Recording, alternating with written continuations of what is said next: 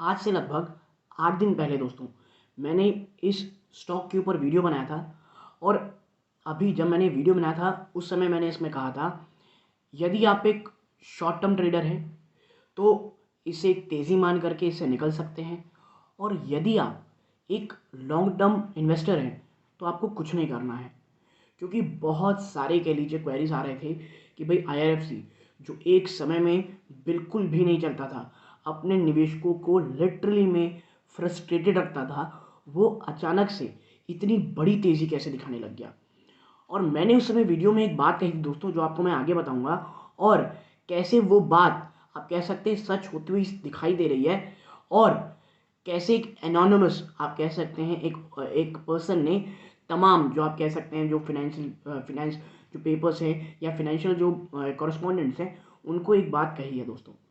तो वीडियो को अंत तक देखिएगा दोस्तों, ज़्यादा बड़ा ये वीडियो होने वाला नहीं है, एक क्विक सा रिमाइंडर वीडियो है बस ये दोस्तों। क्योंकि वापस से बहुत सारे कह लीजिए कमेंट्स ये आ रहे हैं कि आखिर आईआरएफसी में हमें करना क्या है। स्टॉक तमाम रेजिस्टेंस को तोड़ते हुए ये सिर्फ ऊपर की ओर चलता चला जा रहा है, तो क्या करना चाहिए इसमें, और एज अ इन्वेस्टर क्या आपको, जो मैंने पहले कहा था वो अभी भी कहना चाहिए कि कुछ मत कीजिए। तो बने रहिए वीडियो के अंत तक, तमाम चीज़ों में चर्चा करेंगे। नमस्कार दोस्तों, मेरा नाम है अमिताभ मिश्रा और आज बात करने वाला हूं मैं आईआरएफसी की। सबसे पहले बात करता हूं कि कौन सी मैंने बात कही थी जो अब शायद तक सच होती दिखाई देगी। देखिए, मैंने कहा था पिछली बार कि ये जो तेज़ी है ये शायद इसलिए हो रही हो कि सरकार ओएफएस लाने की सोच रही हो। क्योंकि देखिए, सरकार का जो डिसइन्वेस्टमेंट का टारगेट था वो कहीं से भी पूरा नहीं हुआ है।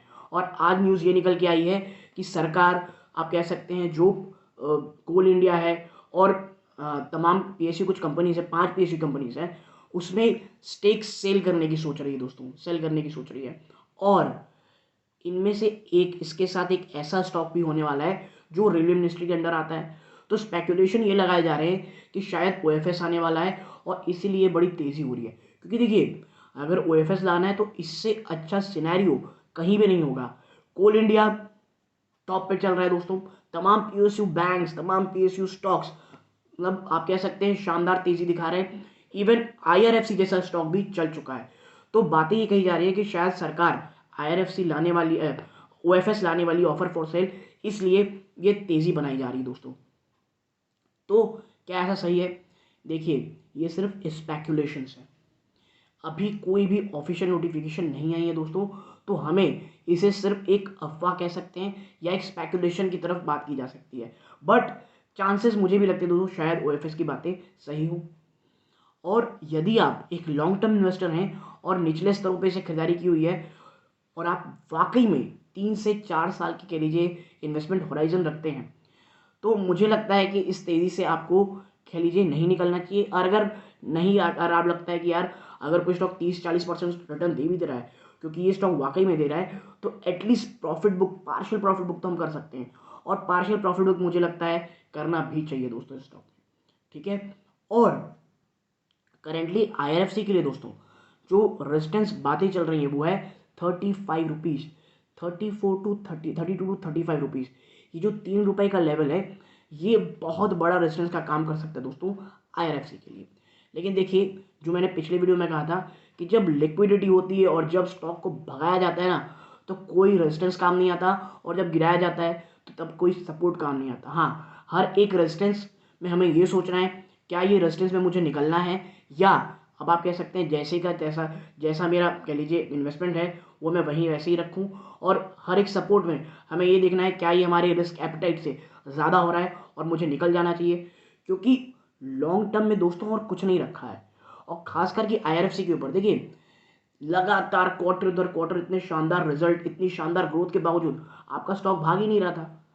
और जब स्टॉक लगातार अच्छे रिजल्ट के बावजूद भी नहीं भागता है दोस्तों, तो एक समय ऐसा आता है कि स्टॉक भयंकर तेजी दिखाता है। और हमने ऐसा सिर्फ आईआरएफसी में नहीं, इससे पहले आईटीसी में भी देखा था। ठीक है। और आप देखिए अमर राजा बैटरीज जो अनप्रेसिडेंटेड वे में ऊपर इस तरह पे गिरा, लगातार पहली बार जो पिछला क्वार्टर रिजल्ट आया वो ठीक ठाक था, अच्छा था, वहां से कुछ अच्छी बाउंस मिली, और उसके बाद जो इस क्वार्टर रिजल्ट आए जो कि फिनोमिनल रहे, और स्टॉक वापस से तेज दिखाने लगा।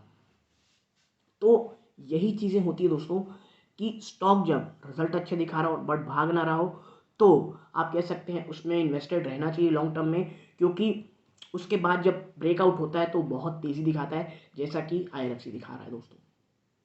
तो IRFC के ऊपर मेरा जो स्टांस पहले था वो आज भी है, क्योंकि ऐसा कुछ भी बदला नहीं दोस्तों कंपनी के परफॉर्मेंस में या कुछ में भी कि मैं आपसे कहूँ।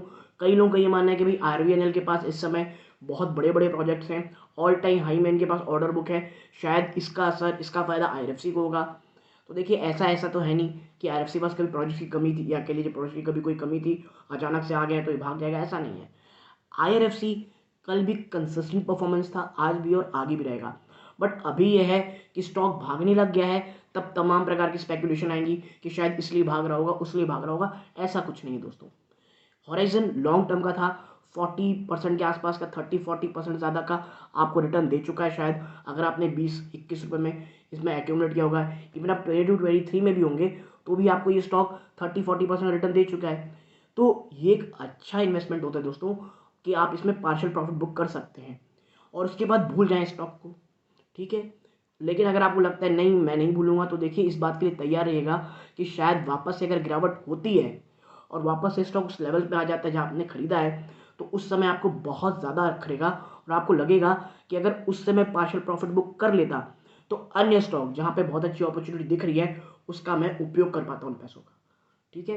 तो ये चीज़ें हैं दोस्तों। बट ऐसा कुछ नहीं हो गया है कि जिसका ना ऐसा कुछ हो जाए कि भाई हाँ यार कोई ऐसी न्यूज़ आ गई है कंपनी की तरफ से या मैनेजमेंट की तरफ से कि स्टॉक भाग रहा है। हाँ, मुझे लग रहा है OFS आने वाला है दोस्तों, शायद अभी नहीं, 1-2 क्वार्टर के अंदर आ जाए, या जो निर्मला सीतारमन जी हैं वो बजट के समय कुछ बोल दें, ये चीज़ें हो सकती हैं दोस्तों।